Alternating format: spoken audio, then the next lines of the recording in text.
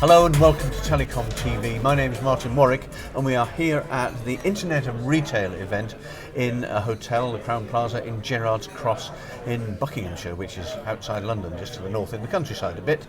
And I'm talking with Professor William Webb, who is the CEO of Weightless. Yes. William, thanks for talking to us and welcome. Let's start with what is Weightless. We know what the concept of Weightless is, but what is Weightless as far as you're concerned? And the SIG, the Special Interest Group. So Weightless is a standard for Internet of Things connectivity over what's sometimes called wide area. So the connectivity, the wireless element of linking a sensor or a device back to the network is often divided into two. Local areas, which work well inside buildings, and we're used to standards like Bluetooth and Zigbee for that, and wide area, which work outside of the buildings and link up things that are outdoors or things that move around a bit.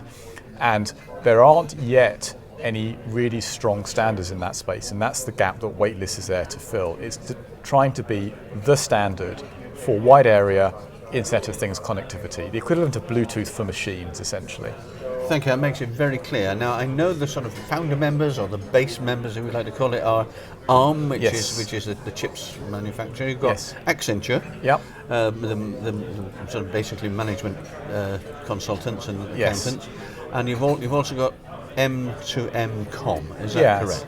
Yes, and they're a Taiwanese company that is a specific technology company. So those are the board members, and they provide quite a breadth from pure technology plays through to, as you said, Accenture, who are a systems integrator who help companies put this kind of Internet of Things stuff into whatever they do.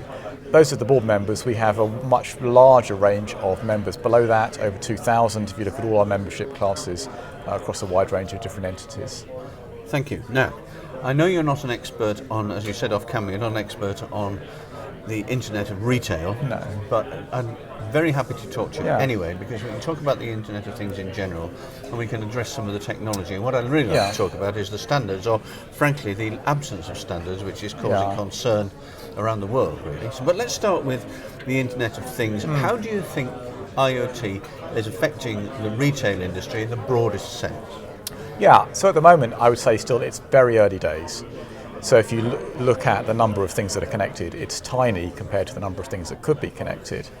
And people are still feeling their way. So we see numerous trials of different kinds of things, many involving automated payment or similar. Those, I think, may evolve in various ways. But I suspect in the same way that the internet has revolutionized the way we live our lives, that the Internet of Things will revolutionize retail. And actually, we may not have shops anymore, or we may move to a world where very little of our shopping is done physically. And we may move to a world where actually things are ordered in an automated fashion, that machines work out what we need, we give them enough basic data and they work out the best solution to those problems. This could change the world of retail dramatically.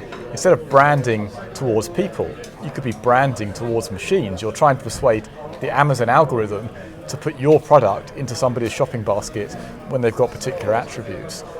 All of this, I think, will bring a profound revolution to retail over the next 10 to 20 years. Quite exactly how that will happen is anyone's guess. It's quite a thought, isn't it? Appealing to a machine and an algorithm to get the stuff into where it should be, or where you think, or where the machine believes that the customer is going to be. It is, and actually we already start to see this with search engine optimization. That when you write a website, yes, you're appealing to people that look at it, but primarily you're trying to make sure Google sticks it fairly high up on its page ranking. So you're already branding your website to a machine, a Google ranking system. It's not that far from there really to start branding your goods to a machine that also works out what's best for your consumer. And that's not going to work for everything. It's clearly easier for commodities, less appropriate for specialized luxury items. But I think we'll start to see that happening more and more. As far as the Internet of Things is concerned, whether it's retail, whether it's insurance, whether it's oil, no matter what vertical sector we're talking about, there has to be a coherent strategy and policy for introducing it, managing it and exploiting